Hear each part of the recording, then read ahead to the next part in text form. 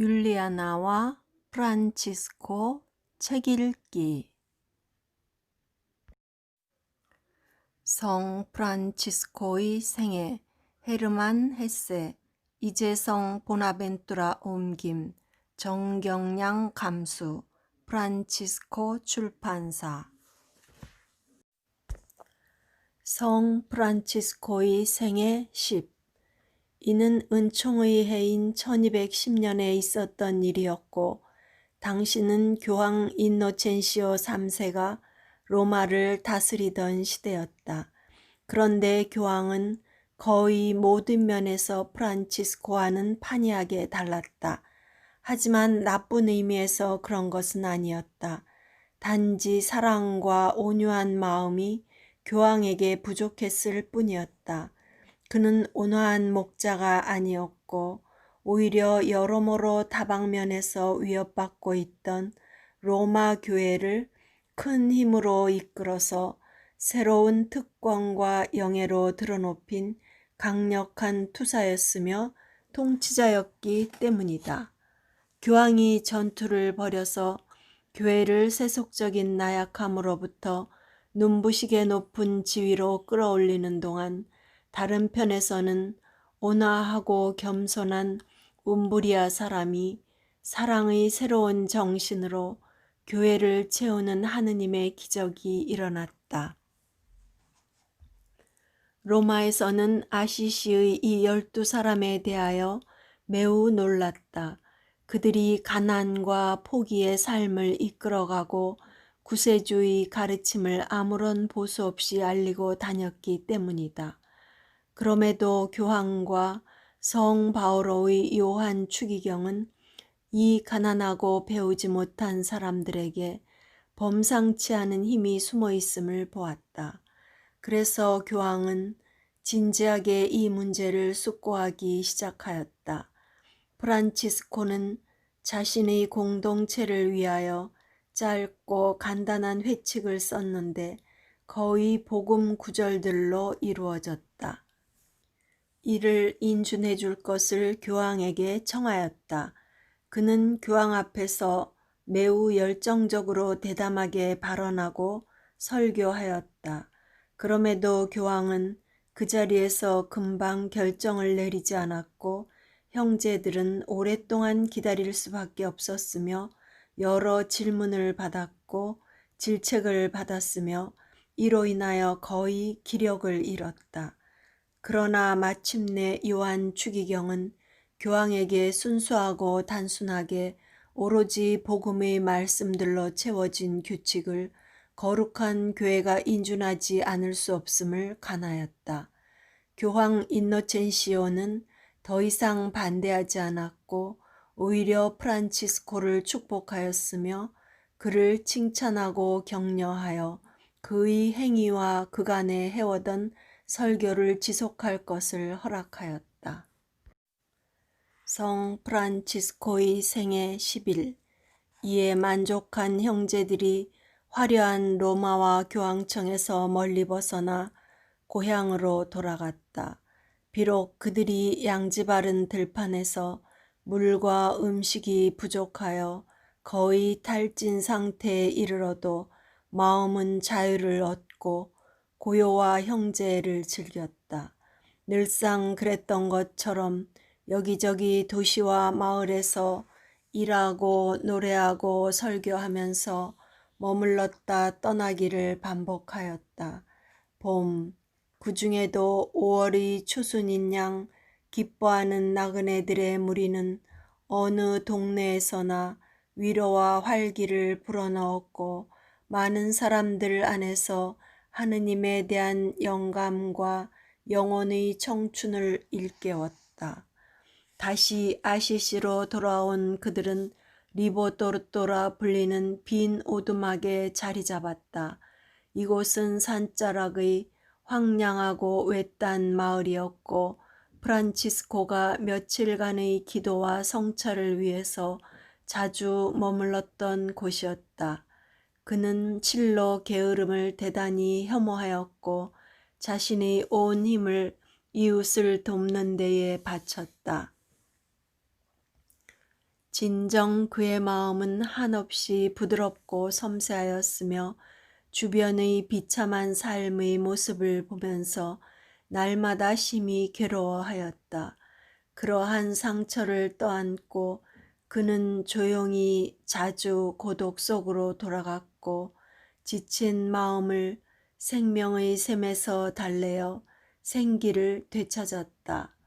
자연의 삶으로 나날이 젊어지고 또 대지의 힘을 자기 안으로 끌어들이는 것은 놀랍고도 탁월한 하나의 예술일진데 단지 시인들과 진정 복된 이들에게서 가끔 볼 수 있는 그러한 일이 그에게는 일상이었다. 흡사 아이처럼 그리고 현자처럼 그는 꽃과 풀과 파도와 그리고 각종 동물들과 대화하였고 그들에게 찬양의 노래를 불러주었으며 그들을 사랑하고 위로하였고 그들과 함께 기뻐하였고 그들의 무죄한 삶에 참여하였다. 이러한 일을 의식과 마음이 노쇠하지 않은 채로 아이들처럼 평생 동안 신선하고 감사하게 유지하는 것은 오로지 하느님의 마음에 드는 사람들에게만 가능하다. 진실한 마음의 순수한 서원은 솔로몬의 불가사의한 신비처럼 인간에게 동물의 언어를 알리고 식물, 나무, 돌, 그리고 산의 내적인 본질을 열어준다. 그 결과로 그의 눈앞에서 다양한 피조물이 완전히 일치를 이루어 펼쳐지고 또한 숨기며 적대하는 불화와 죽음의 세계가 사라진다. 하느님의 사랑을 듬뿍 받은 프란치스코는 극소수의 시인만이 알아듣는 대지의 아름다움을 알아들었다. 그는 크고 작은 모든 피조물을 사랑했고 피조물 또한 자신들이 받은 사랑으로 그를 되사랑하였다. 사람들과의 대화에 지쳤을 때 그는 초원, 숲, 그리고 계곡으로 달려가 샘과 바람과 새의 지저김에서 낙원의 감미롭고 위력 있는 말을 흡수하였다. 그는 지상에 영혼이 없는 것은 아무것도 없다는 사실을 잘 알고 있었고 그리하여 모든 영혼을 만났고 또한 형제적인 경외심과 사랑으로 풀과 돌을 마주하였다. 또한 프란치스코는 결코 어두운 회개자가 아니었고 세상을 부정하는 사람이 아니었으며 오히려 익살스런 말, 유쾌한 격려를 매우 좋아하였고 또한 무거운 고통의 나날 속에서도 그 누구에게도 우울한 표정을 보이지 않았다. 그가 교황으로부터 설교의 허락을 받았다는 소식이 전해지자 아시시의 군중들 사이에서 그의 말을 들으려는 크나큰 열망이 일었다. 그는 성당들이 너무 비좁아 주교자 성당에서 설교를 해야만 했다. 그곳에서 그의 열정의 힘이 많은 군중을 폭풍처럼 휘몰아갔다. 당시에 또다시 아시시의 가난한 군중과 상류층의 귀족들과 군주들 사이에 심각한 불화가 있었다. 그러나 프란치스코의 말과 모범이 큰 영향력을 발휘하여 많은 이들이 그를 따랐고 그들은 이미 프란치스코를 적대자들 사이의 중재자로 인정했다. 도시 전체가 그의 온화한 판결에 순종하였다. 그는 원수들을 서로 화해시켰고 가난한 이들에게 이익이 돌아가게 하였다. 그리고 귀족과 군중 사이에 계약과 동맹을 체결시켰고 이는 성실히 지켜졌다. 추방을 당했던 많은 사람들이 고향으로 돌아왔고 도시는 감사와 기쁨으로 가득 찼다. 점점 더 많은 인원들이 프란치스코의 동료들과 한 무리가 되었다. 그러나 그는 인원이 늘었어도 자신의 공동체를 작은 형제들의 무리라고 불렀다. 이는 미천한 이들의 수도회인 것이다. 많은 군중이 그를 더욱더 사랑하고 존경했으며 당시에 벌써 그를 성인이라 부르는 이들이 많았다. 그에게 포르지움 콜라의 작은 성당이 맡겨졌고 그 수가 날마다 늘어가는 형제들은 그 곁에 작은 오두막들을 짓고 살았다. 그들은 그들의 지도자를 주인과 아버지로 존경했지만 그는 지배하려 들거나 명령을 내리려 하지 않았고 모든 이들을 마음 편히 살도록 하였다. 수공업에 익숙한 사람은 자신의 수공업을 하였고 말하는 재능을 가진 사람은 설교를 하였고 하느님 안에서 고요를 바라는 사람은 고독을 찾았다. 포르지움 콜라에 숲이 하나 있었고 이 숲 속에서 형제들은 프란치스코와 함께 그리고 서로 간에 담소를 나누었다. 때때로 손님이 안으로 들어와서 프란치스코에게 인사를 건네고 나서 형제가 되기를 간절히 원한다고 이야기하기도 하였다.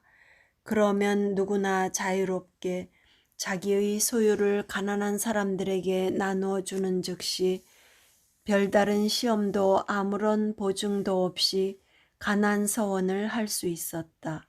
동료들 가운데에는 농부들도 있었고 도시인들 그리고 귀족들과 교구 사제들도 있었으며 박학다식한 사람도 있었고 무지한 사람도 있었으며 부드러운 사람도 있었고 거친 사람도 있었다. 이들은 각각 다른 형제들에게 봉사하며 형제로서 더불어 살아갔다. 은총의 해인 1212년 프란치스코가 아시시의 주교자 성당에서 군중에게 설교하고 있을 무렵에 경청하던 사람들 중에 쉬피 귀족 가문 출신의 클라라라는 어린 소녀가 있었다. 그의 말은 그녀의 심금을 울렸고 그녀는 그와 이야기하기를 간절히 원하였다. 그리하여 그녀는 그를 따르기 위한 조건을 채우기 위하여 자신이 가진 모든 것을 포기하고 그를 따랐다. 그는 젊은 처녀가 묵을 만한 숙소를 몰랐기에 그녀를 베네딕토회 수도원으로 데리고 갔다. 그러자 곧바로 더욱 많은 여인들이 동일한 열망을 가지고 왔으며 곧 여인들을 위한 공동체가 생기게 되어 그들의 거처를 산 다미아노에 잡게 되었고 이 공동체는 특별히 병자들을 위하여 봉헌되었다. 이 공동체는 급속도로 성장하여 곧 수백 명의 형제들과 자매들을 이루었다. 성 프란치스코의 생애 12. 이때부터 작은 형제회의 번성과 진로 방향은 프란치스코의 가장 좋은 선의 위력을 소진시켜 그에 관하여 더 이상 많은 말을 전할 수가 없다. 그럼에도 우리는 작은 일화와 전설에서 그에 관한 것들을 어느 정도 엿볼 수 있다. 그것들은 그의 동료들이 기록한 것이다. 이 일화와 전설의 상당 부분이 이어지는 다음 장에서 언급될 것이다. 프란치스코 수도회의 이후 역사는 수도회의 연대기와 교회사에서 읽고 검토할 수 있을 것이니 여기서는 다루지 않겠다. 프란치스코가 모든 동물들을 얼마나 좋아했는지 그리고 특히 새들을 좋아했는지에 관하여 많은 이야기와 전설들이 있다.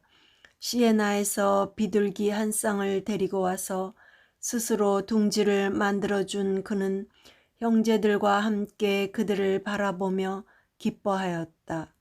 또 한 번은 어느 어부가 방금 잡은 싱싱한 물고기를 그에게 선물하였다.